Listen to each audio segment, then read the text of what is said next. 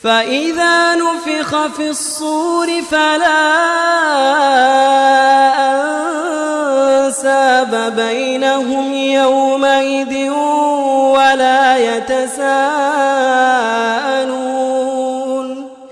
فمن ثقلت موازينه فأولئك هم المفلحون ومن خفت موازينه فأولئك الذين خسروا أنفسهم في جهنم خالدون تلفح وجوههم النار وهم فيها كالحون ألم تكن آياتي تتلى عليكم فكنتم بها تكذبون بسم الله الرحمن الرحيم السلام عليكم ورحمة الله وبركاته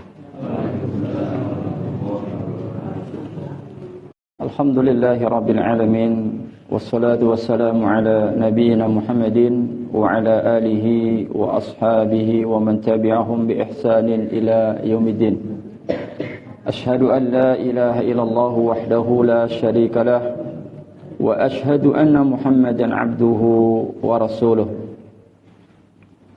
قال تعالى في القرآن العظيم يا أيها الذين آمنوا اتقوا الله حق تقاته ولا تموتن إلا وأنتم مسلمون أما بعد فإن أصدق الحديث كتاب الله وخير الهدي هدي محمد صلى الله عليه وسلم وشر الأمور محدثاتها فإن كل محدثات بدعة وكل بدعة ضلالة وكل ضلالة في النار. Ma'asyiral hadirin, azani Allah wa iyyakum. Bapak Ibu saudara sekalian, alhamdulillah kita bersyukur dikumpulkan kembali di majelis yang mulia ini, majelis ilmu yang kita cintai ini. Dan malam hari ini jadwalnya kita akan lanjutkan membaca hadis dari kitab Umdatul Ahkam beserta syarahnya. Seingat saya bab tentang mandi junub tersisa satu hadis ya.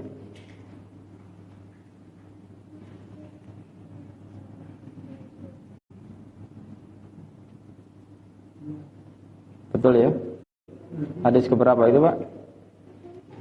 Ada yang nyimak buku antum dilihat. Hadis 35 sudah belum? Apa itu depannya?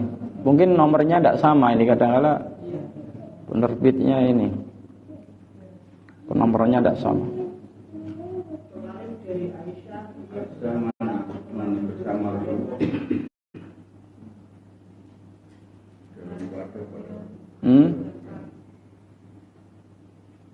An Abi Ja'far itu sudah dari Abu Ja'far. Ya, situ. Oh, baik.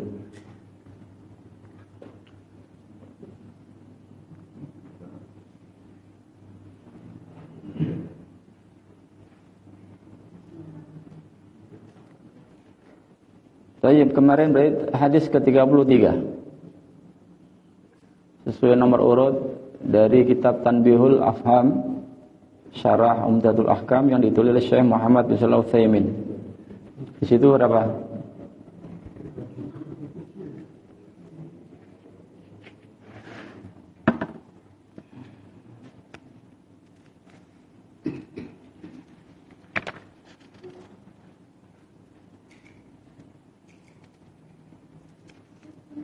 Sama, 33 di sini.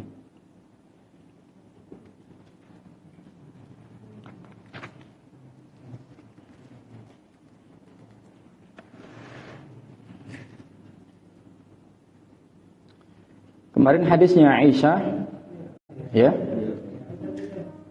Itu sudah ya? Baik, berarti kita lanjutkan. Hadisnya Abu Hurairah. An Abi Hurairah radhiyallahu ta'ala anhu anna Nabiy sallallahu alaihi wasallam qala idza jalasa baina syu'abiha al-arba' thumma jahadaha faqad wajaba al-ghuslu wa fi lafdhi li muslimin wa in lam yunzil.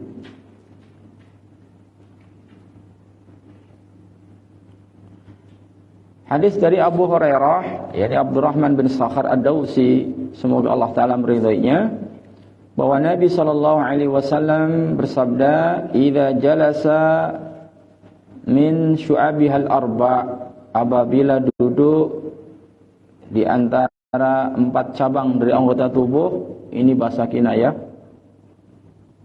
maksudnya melakukan hubungan intim suami istri. Thumma jahadaha, kemudian dia bersungguh-sungguh. Faqad wajabal ghuslu, maka dia wajib mandi, yaitu mandi junub. Wa fi lafdhi li muslimin, dan dalam lafadznya Imam Muslim, wa in lam yunzil, meskipun tidak mengeluarkan sperma. Ya.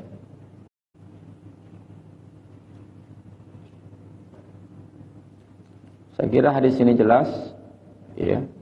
Pembahasannya kemarin juga sudah kita singgung sebetulnya. Ya. Yang intinya, kesimpulan dari hadis ini bahwa al-jima ini mewajibkan mandi meski tidak mengeluarkan sperma. Sebagaimana di hadis yang lalu, idzal talqal khitanani, ya, wajibal ghusl, apabila 2 khitan punya suami dan khitan punya istri bertemu, maka wajib mandi.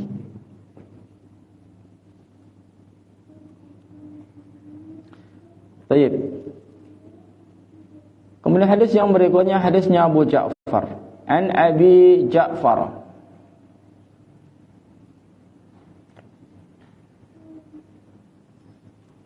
Muhammad ibn Ali ibn al-Husaini ibn Ali ibn Abi Talib radhiyallahu anhum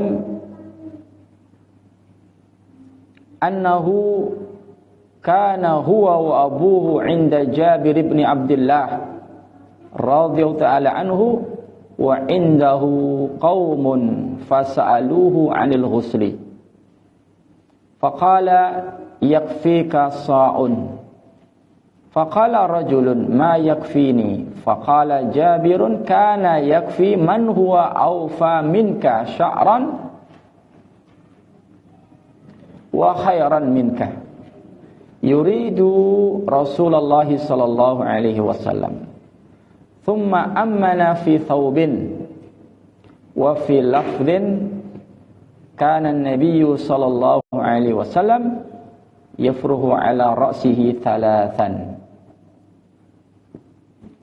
Dari Abu Ja'far, yaitu Muhammad bin Ali bin Husain bin Ali bin Abi Talib. Berarti apanya Abu Talib ini? Apanya Ali? Cicitnya. Ya, cicit. Anaknya Ali bin Husain, yang dikenal dengan Zainul Abidin. Ini Ali Zainul Abidin. Ya. Nah, ini putranya itu Muhammad, kunyahnya Abu Ja'far. Ya, kunyahnya Abu Ja'far. Termasuk Ahlul Bait, keluarga Nabi sallallahu alaihi wasallam. Ya, ayahnya terkenal ya. Annahu kana huwa wa abuhu, bahwasanya dia, siapa berarti? Muhammad, Abu Ja'far. Wa abuhu, dan ayahnya, siapa? Ali bin Husain. Ya, ini putra dan anaknya. Ya. Inda Jabir bin Abdullah radhiyallahu anhu, ya, berada di sisinya Jabir bin Abdullah, sahabat Nabi.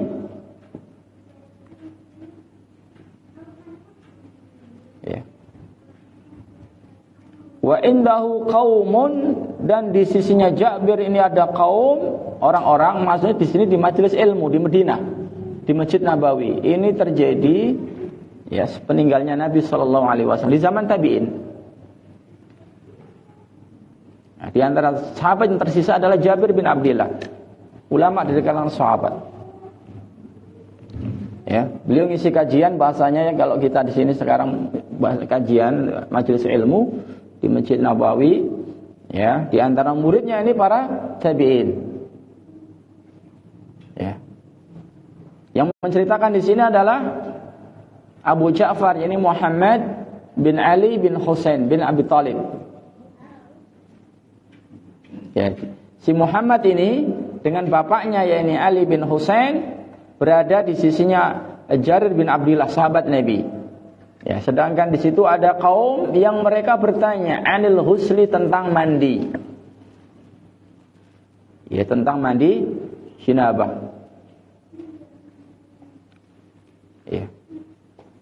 Yang ditanyakan tentang mandi di sini adalah kadar airnya, ukuran airnya. Faqala yakfika sa'un. Maka Jarir bin Abdullah menjawab, cukup bagi kamu, ya, mandi junub itu dengan air 1 sok. 1 sok ini arba'atu amdad, 4 mud. 1 mud itu 2 telapak tangan. Nah, dari sini kemudian para ulama berbeda pendapat tentang ukuran, dikonversi ke kilogram. Karena zaman dulu, ya, zaman Nabi SAW tidak ada ukuran berupa kilogram atau liter. Ya. Dulu pakainya adalah mud, sok, dan seterusnya. Ya. Di dalam syarahnya di hadis ini, Syekh Ibnu Utsaimin rahimahullah taala mengatakan bahwa ya 1 sok, ya,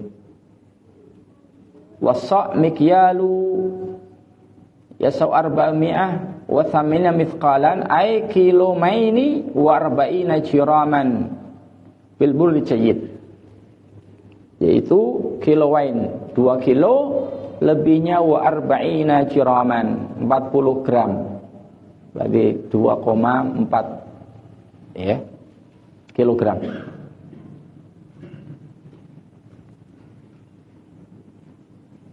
Kalau di liter berapa? 1 liter berapa kilo? Ada yang tahu konversinya? Karena kalau air biasanya liter ya. Ya. Ah? Kenapa? Berarti tidak ada 1 liter. Hah? 1 liter. Ada yang tahu? Ya. Hah? Nah, ini 2 kilo, kurang lebihnya 2,5 kilo. Ya. Itu ya 1 sok.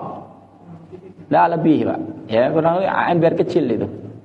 1 ember untuk ngaduk semen itu, apa namanya? Ya. Ya, ember kecil. Kurang lebihnya mungkin. Jelas ya? Ya. Jadi Jabir bin Abdullah ini sahabat Nabi menjawab, yakfika sok. Cukup 1 sok air.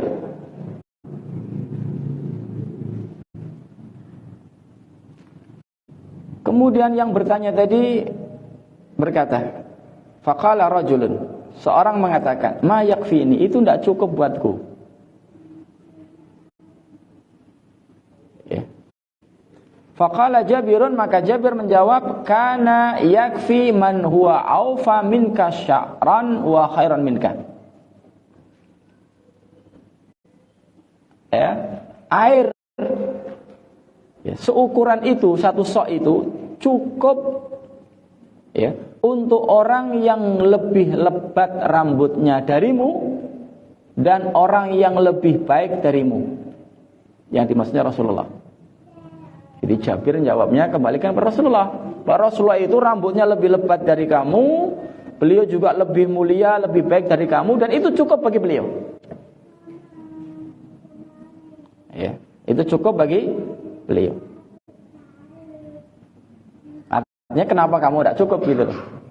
Kalau orang yang terbaik, apalagi rambutnya Rasulullah lebih lebat dari punya kamu, sudah cukup, kenapa kamu ini belum cukup? Gitu maksudnya. Yuridu Rasulullah SAW, yang dimaksudkan di sini Rasulullah. Thumma ammana fi thawbin, kemudian beliau mengimami kami fi thawbin, dalam dengan pakaian satu pakaian. Wa fil lafdhin, dalam lafaz yang lain, kana Nabi sallallahu alaihi wasallam yafruhu ala ra'si thalathan. Beliau ketika mandi junub itu mengguyur kepalanya 3 kali. Perawi hadis ini adalah Abu Ja'far, itu Muhammad bin Ali bin Husain bin Ali bin Abi Thalib.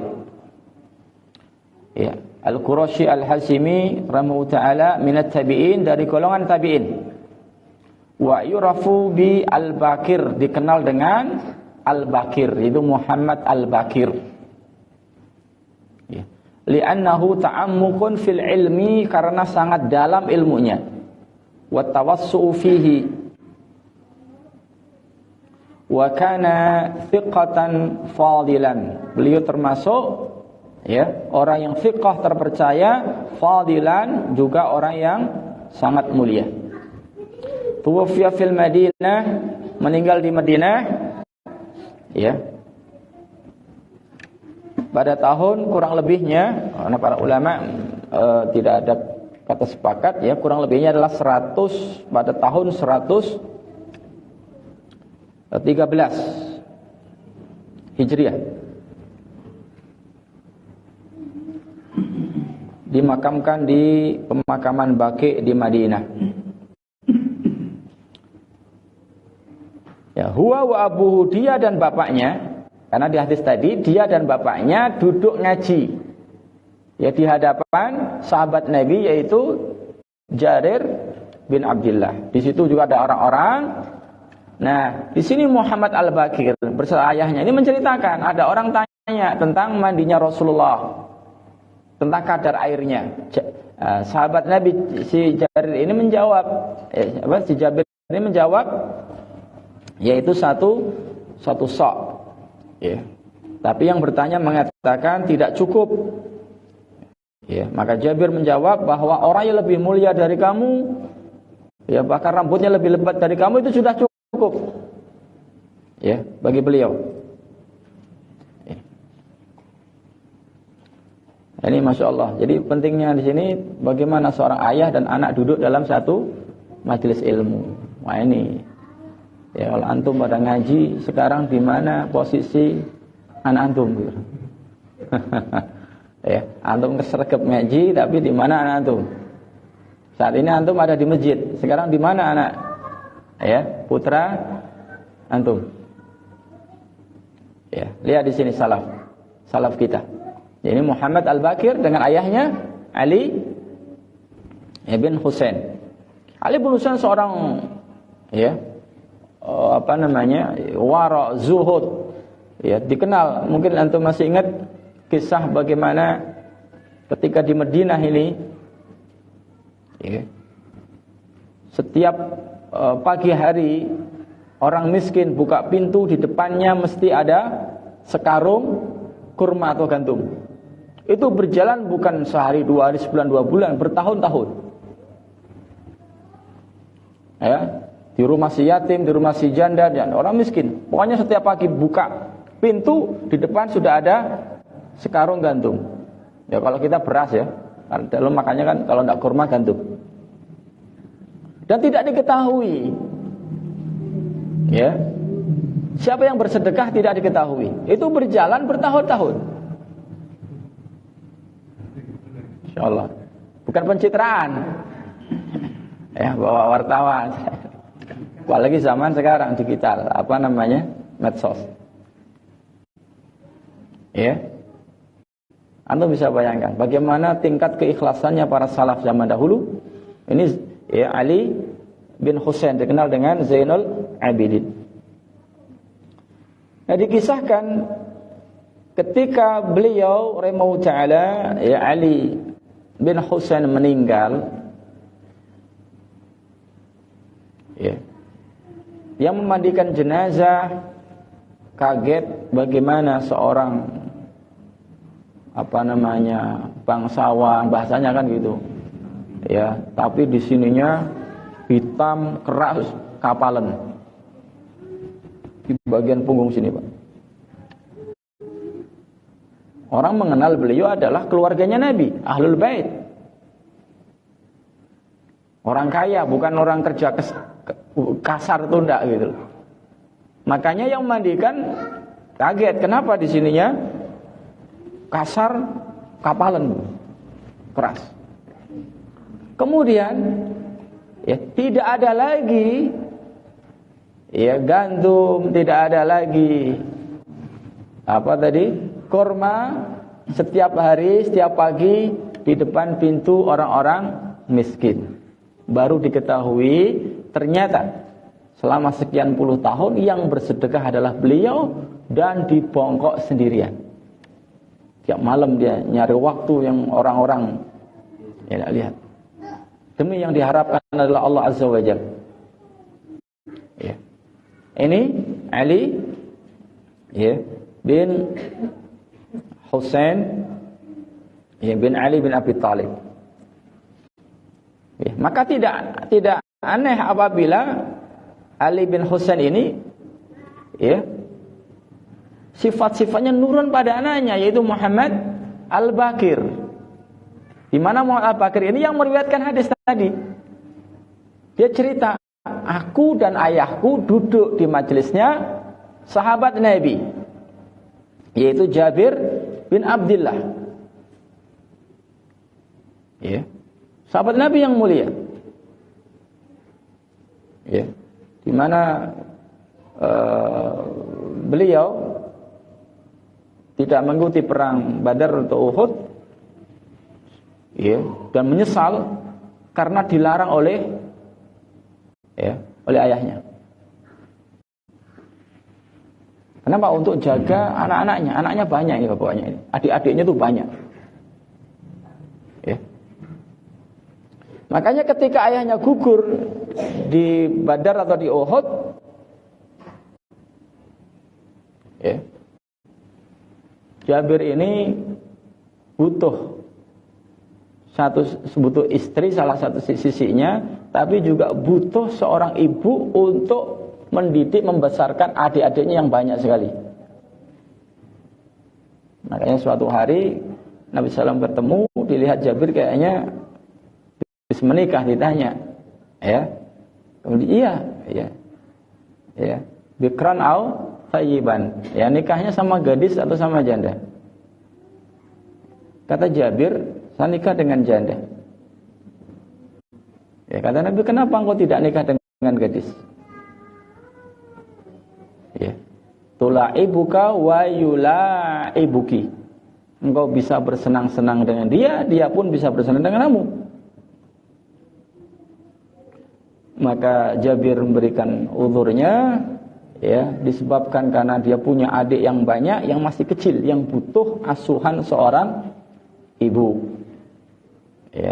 Ya kalau nanti yang dinikah istrinya itu masih muda, belum ada pengalaman, malah bikin repot kan gitu. Maka cari yang sudah berpengalaman. Ini Jabir bin Abdullah, seorang yang wara' zuhud alim, sahabat Nabi SAW. Ya, selebihnya mengikuti peperangan, ya, sampai beliau menjadi ulama, ya, yang mengajar di masjidnya Nabi sepeninggal Nabi SAW wafat, ya. Dan muridnya banyak sekali di kalangan tabi'in, di antaranya adalah disebutkan di hadis ini, yaitu Muhammad Al-Baqir dan juga Ali bin Husain. Baik, jelas ya? Ini tambahan dari bab tentang Al-Ghusl, bab mandi. Kita masuk di bab yang baru, bab at-tayammum. At-tayammum fil lugha al-qasdu. Yuqalu tayammamtu syai'a yakni qasadtuhu. Tayammum secara bahasa artinya al-qasdu, menyengaja, bermaksud menyengaja.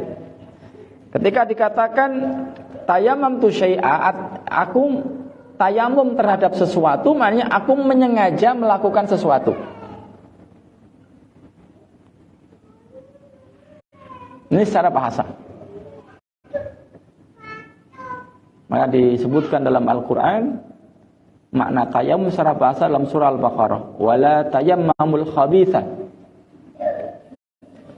Minta tolong Al-Quran. Dan jangan kamu tayamum terhadap yang khabith, yang buruk. Ya.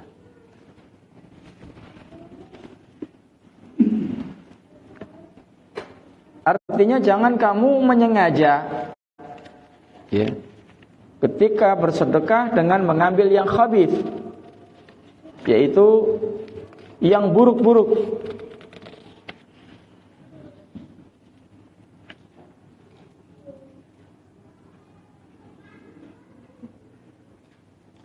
Di ayat 200-an, Pak. 267.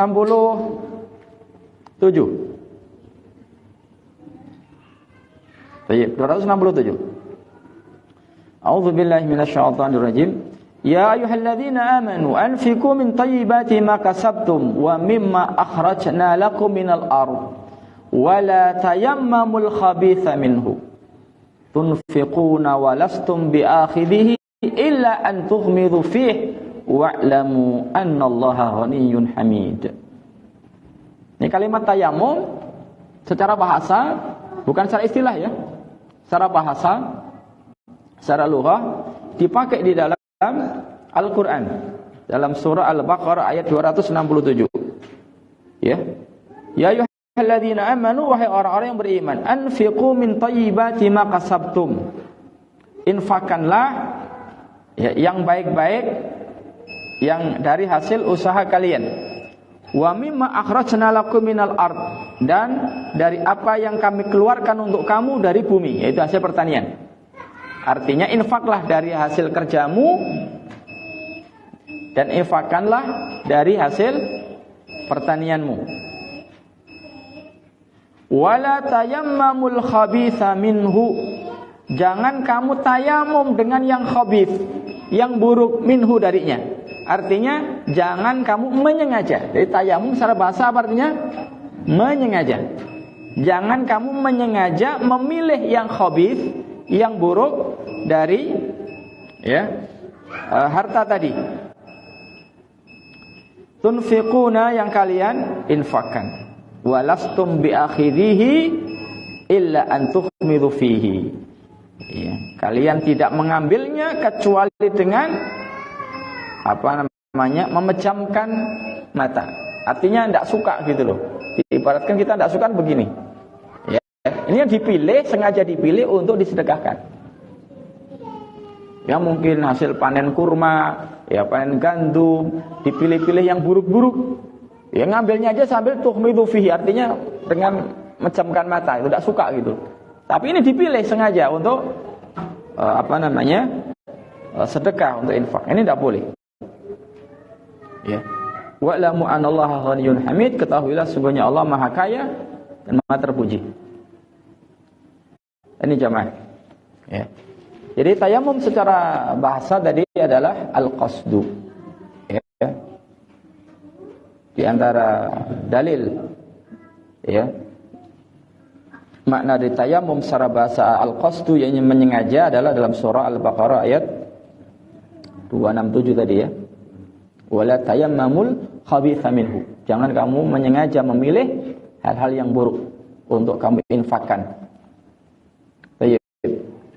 Wa fi syar'i mashul wajhi wal yadain min as-sa'id thayyib. Secara syarak tayamum artinya mengusap wajah dan kedua tangan ya, dari permukaan bumi ini. dari tanah yang suci. Badalan an taharatil ma'i inda ta'adzur istimalihi, sebagai ganti dari bersuci menggunakan air. Ya, ketika ada uzur tidak bisa memakainya. Wa huwa min khasaisi hadhil ummah, dan ini termasuk kekhususan umat ini. Jadi bersuci dengan tayamum, dengan debu, dengan tanah, ini kekhususan umat ini. Sarallahu laha takmilan lidiniha wa rahmatan biha wa ihsan ilaiha falillahul hamdu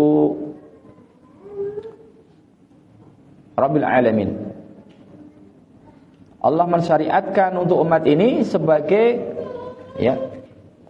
penyempurna terhadap agama ini, sebagai rahmat dari Allah dan juga sebagai bentuk ihsan dari Allah Ta'ala. Walhamdulillah. Kita masuk pada hadisnya. Hadis yang pertama di bab tayammum, atau hadis yang ke-36 kalau dari pertama. Di situ ke berapa? Kok banyak sekali. Bisa cek nanti coba ya. Salahnya di mana ini? Soalnya di Tanbihul Afham 36. Di Taisir Alam juga 36. Saya menggunakan dua syarah ya. Yang pertama syarah dari Taisir Alam, Syarh Umdatul Ahkam, yang ditulis oleh Syekh Abdullah bin Abdurrahman Al-Basam Allah Ta'ala. Yang kedua Tanbihul Afham, yang ditulis oleh Syekh Ibnu Utsaimin rahimahullah ta'ala. Jadi sini tulisannya kecil, saya qadarullah kacamatanya. Kalau di HP bisa di zoom. Ini tidak bisa di zoom, ini kecil banget. Lupa tidak pakai kacamata. Belum masuk? Sudah belum Pak? Belum? Baik, saya baca hadisnya. An Umran bin Husainin radhiyallahu anhu anna Nabiy sallallahu alaihi wasallam ra'a rajulan mu'tazilan lam yusalli fil qaumi faqala ya fulan ma mana'aka an tusalli fil qaum qala ya Rasulullah asabatni janabatun wala ma' faqala 'alaika bis-sa'idi fa innahu yakfika. Dari Imran bin Husain, semoga Allah Ta'ala meridainya. Imran bin Husain, beliau masuk Islam pada tahun Khaybar.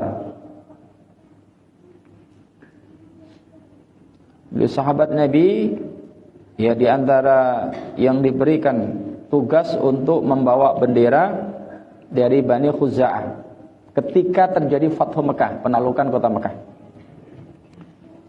Ya, termasuk fuqaha ahli fikihnya dari kalangan sahabat. Bahkan di zamannya Umar bin Khattab ketika menjadi Amirul Mukminin, menjadi khalifah, Imran bin Husain ini dikirim ke Basrah. Ya, sebagai dai, sebagai ulama untuk ngajar di sana. Basrah itu masuk negeri Irak. Dari Madinah dikirim ke Irak untuk ngajar di sana. Ini menunjukkan bahwa Imran bin Husain ini seorang ulama. Ya. Beliau sahabat Nabi. Meninggal ketika masuk Islam ketika terjadi perang Khaybar. Perang melawan kaum Yahudi. Terkenal ya, bentengnya banyak sekali. Dan beliau meninggal pada tahun 52 Hijriah. Nah, Imran bin Husain mengatakan bahwa Nabi sallallahu alaihi wasallam melihat seorang laki-laki. Ana Nabiyya sallallahu alaihi wasallam ra'a rajulan mu'tazilan, yang menyepi, yang menyendiri, yang memisahkan diri.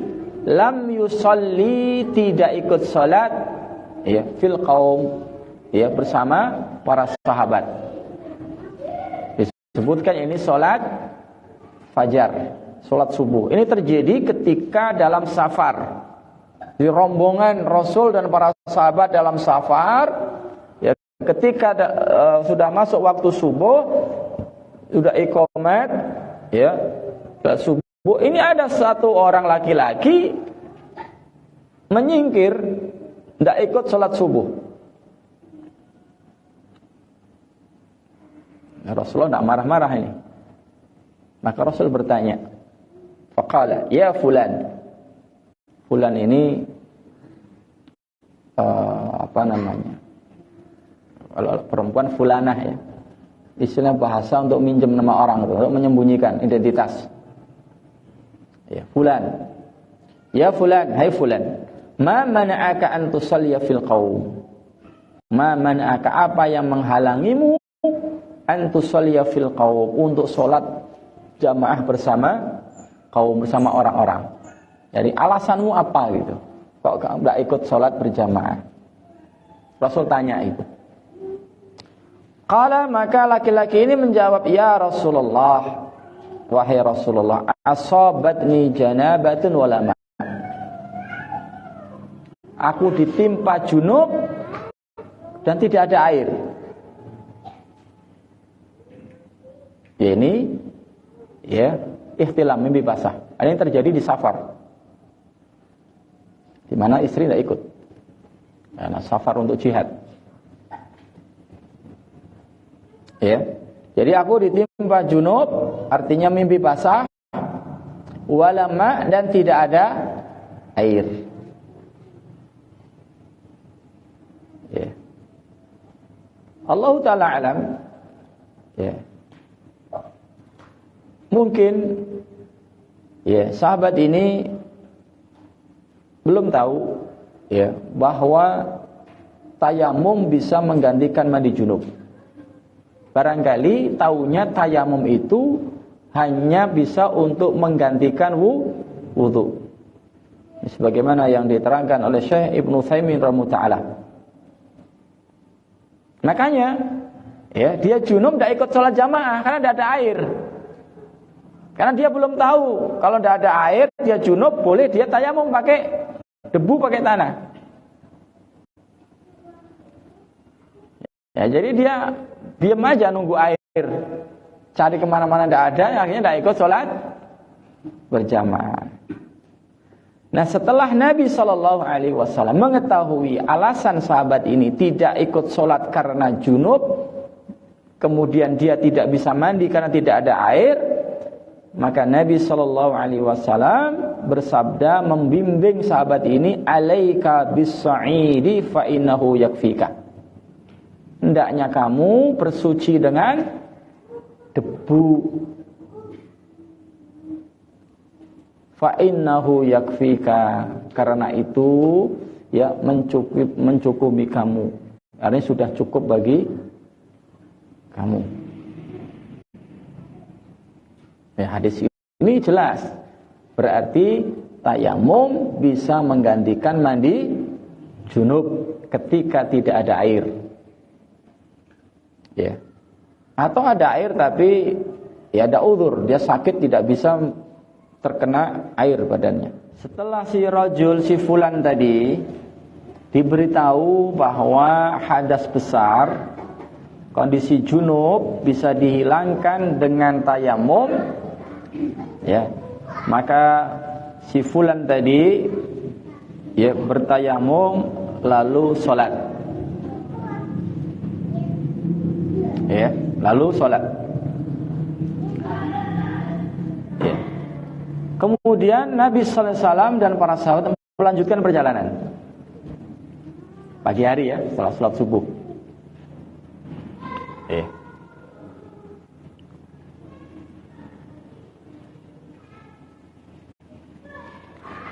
Fastaka ilaihin nasu minal atshi. Lalu orang-orang mengadu karena kehausan. Ya, karena kehausan. Kita bisa bayangkan safar, perjalanan jauh dilakukan di gurun Sahara. Ya, resikonya sangat berat. Makanya ya Masya Allah ya, bahwa hewan di gurun Sahara yang tidak ada di tempat lain adalah onta ya. Dan di antara kekhususan onta itu sekali minum bisa sekian drim. Simpen. Diminumnya itu disimpan. Ya. Makanya kalau dalam safar kehabisan air, itu onta akan disembelih dan kantongnya itu dikeluarkan. Airnya masih utuh dan tidak bau. Karena onta itu kalau nyedot minum sekian drim gitu kan, ya, mungkin berapa galon gitu Pak. Itu selama seminggu tidak minum kuat, jalan terus. Ya. Sehingga mereka orang-orang lebih zaman dahulu ketika habisan air, ya, onta akan disembelih, dagingnya dimakan, cadangan airnya diambil, diminum. Jadi hewan serbaguna itu sebagai kendaraan, ya kendaraan sangat kuat, ya. Dan juga dagingnya bisa dimakan, susunya bisa diperah diminum, dan juga di dalam tubuh ini kantongnya ini ada cadangan air. Nah, dalam perjalanan ini orang-orang mengadu kepada Nabi Sallallahu Alaihi Wasallam karena haus. Fa'arsala man yadlubul ma fahdaral ma. Kemudian beliau mengirim orang untuk mencari air. Kemudian orang ini pun mendapatkan air dan ya membawanya kepada Nabi sallallahu alaihi wasallam.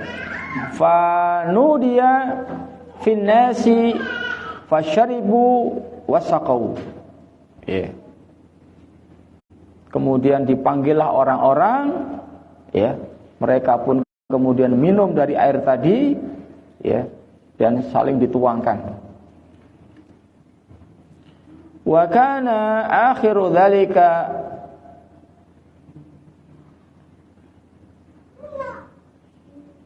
an a'tiya ar-rajul alladhi asabathu al-janabah.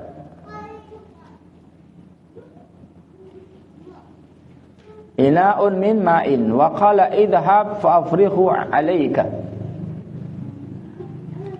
Kemudian laki-laki si fulan tadi yang mimpi basah, yang junub tadi, ya, dialah orang yang terakhir diberi air. Ya.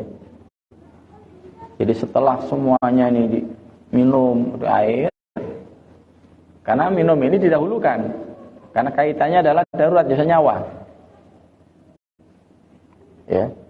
Ketika mereka sudah minum, ya, air masih ada, si fulan tadi yang sholat subuh dengan tayamum tadi karena junub, tidak ada air, ya, itu dipanggil, dialah yang diberi terakhir air tadi.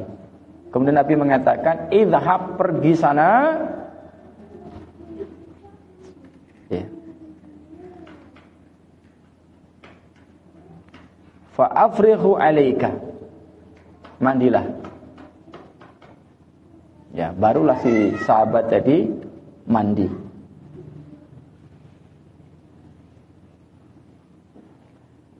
Nah, fawaid dari hadis ini yang pertama, anna safara la yusqitu salatal jamaah.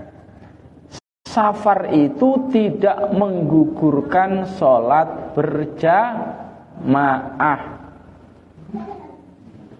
Jadi kaum laki-laki disyariatkan untuk sholat berjamaah. Mengikhtilaf, berbeda pendapat kalangan ulama. Ada mengatakan fardu ain, ada mengatakan fardu kifayah, ada mengatakan sunnah muakkadah. Kita tidak bahas tentang hukum ini, pernah kita sampaikan. Intinya disyariatkan, diperintah. Perintahnya fardu ain atau fardu kifayah atau sunnah muakkadah. Ini perbedaan di kalangan, ya, para ulama, ya, para fuqaha. Nah, safar ini tidak menggugurkan daripada syariat sholat berjamaah. Dari mana istidlalnya, pendalilannya? Dari hadis tadi. Nabi sallallahu alaihi wasallam dalam kondisi safar. Ya enggak? Beliau tetap melakukan sholat subuh berjamaah dan juga sholat yang lain. Bahkan di hadis yang lain pernah Nabi sallallahu alaihi wasallam dalam safar, semua rombongan termasuk Nabi sallallahu alaihi wasallam kesiangan. Jadi bangun ketika pasir ini sudah agak panas karena kena sinar matahari. Mereka bangun. Jadi semua ketiduran. Termasuk Nabi sallallahu alaihi wasallam. Kemudian Nabi mengatakan, ya fa'ina fi syaitan, di sini ada setannya, pindah. Setelah pindah tempat, kemudian Nabi sallallahu alaihi wasallam memerintahkan Bilal bin Rabah untuk adzan subuh, tapi sudah terang, matahari sudah terbit. Ya kalau antum bisa cek kira-kira kalau pasir sudah hangat jam berapa gitu. Jam 9-an mungkin ya. Mulai hangat itu. Ngeceknya kalau di pantai itu loh, hangat itu. Pasir pantai itu. Ya mungkin jam 8, jam 9. Setelah pindah tempat, Nabi sallallahu alaihi wasallam memerintahkan Bilal untuk adzan. Adzan subuh tapi sudah terang. Setelah adzan, Nabi dan para sahabat salat qabliyah subuh. Setelah itu Bilal diperintah untuk iqamat, barulah salat subuh berjamaah. Ini ada dalam Sahih Bukhari.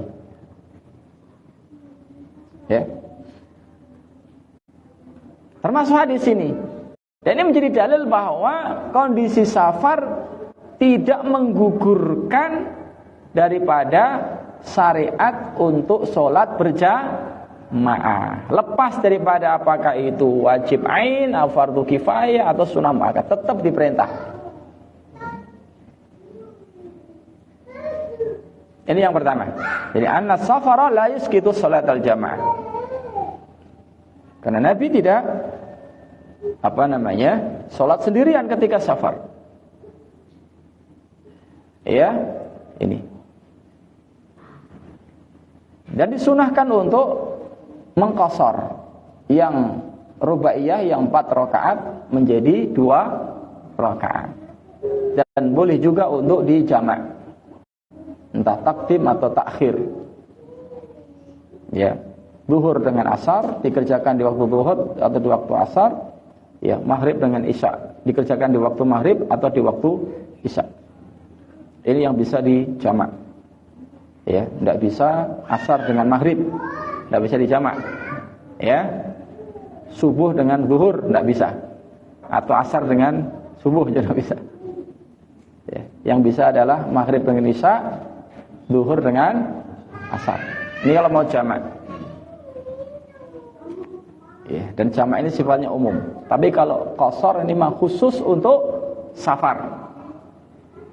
Orang sakit tidak boleh diqashar. Sakit 4 rakaat berat ini, jadi 2 rakaat tidak boleh. Tapi kalau jamak sebagian ulama membolehkan. Adapun dalam mazhab Syafi'i tidak boleh. Orang sakit. Baik. Yang kedua,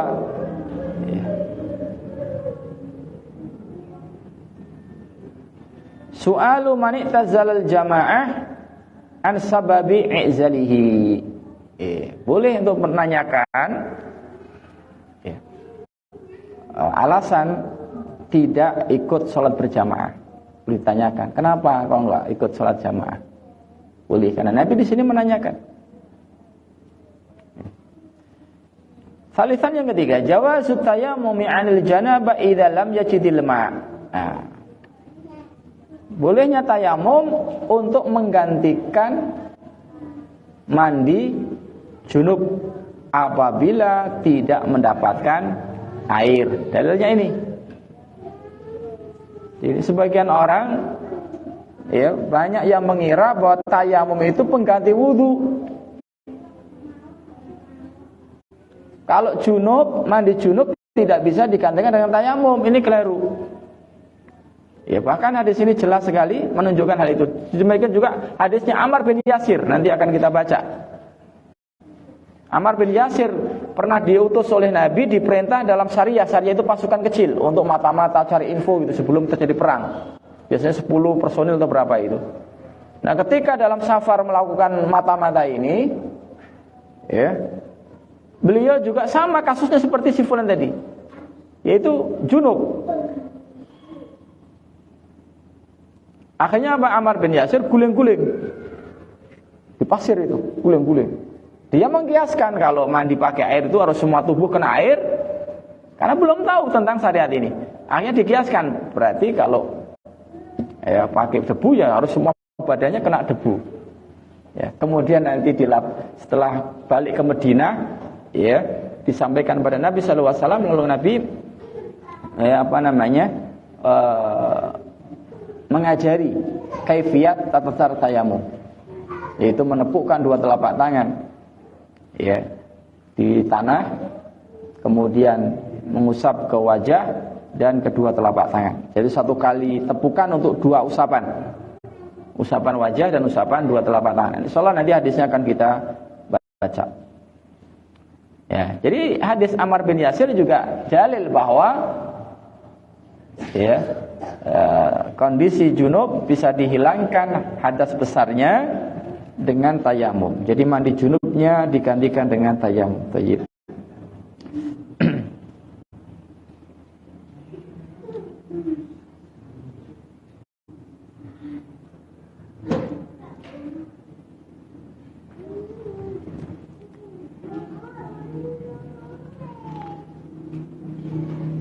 Kemudian juga apabila orang yang sudah sholat tadi, sholat dengan tayamum, sholatnya itu dengan tayamum,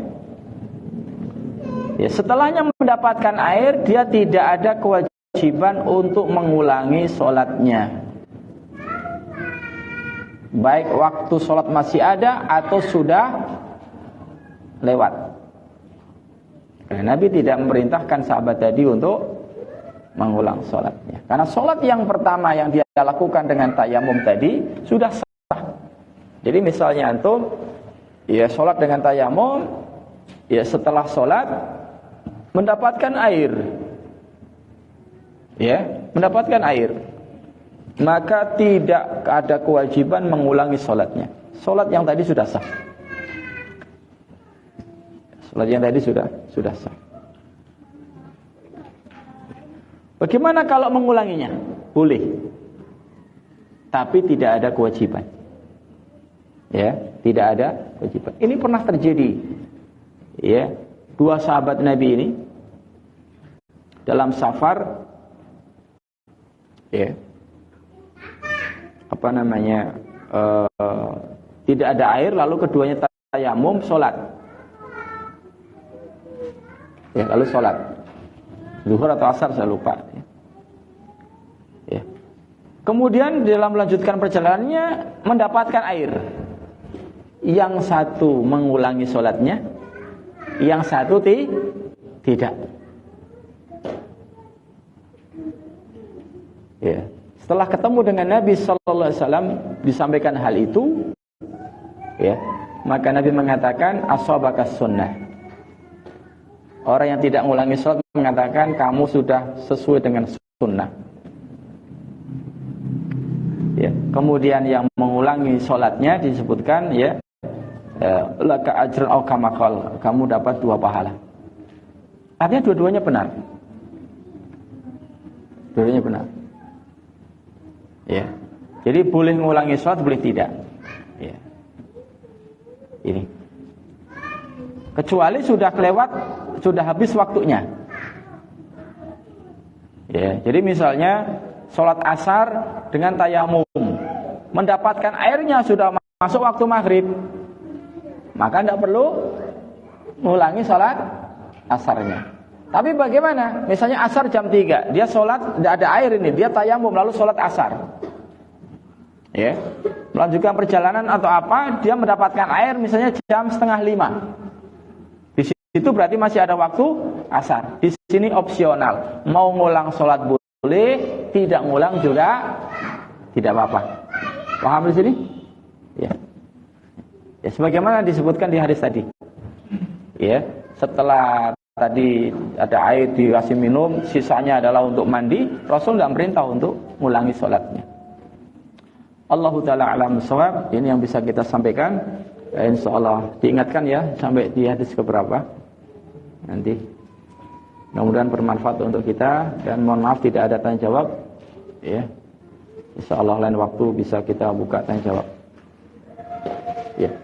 Allahu taala alam shawab. Akhiru dawana alhamdulillahirabbil alamin. Assalamualaikum warahmatullahi wabarakatuh.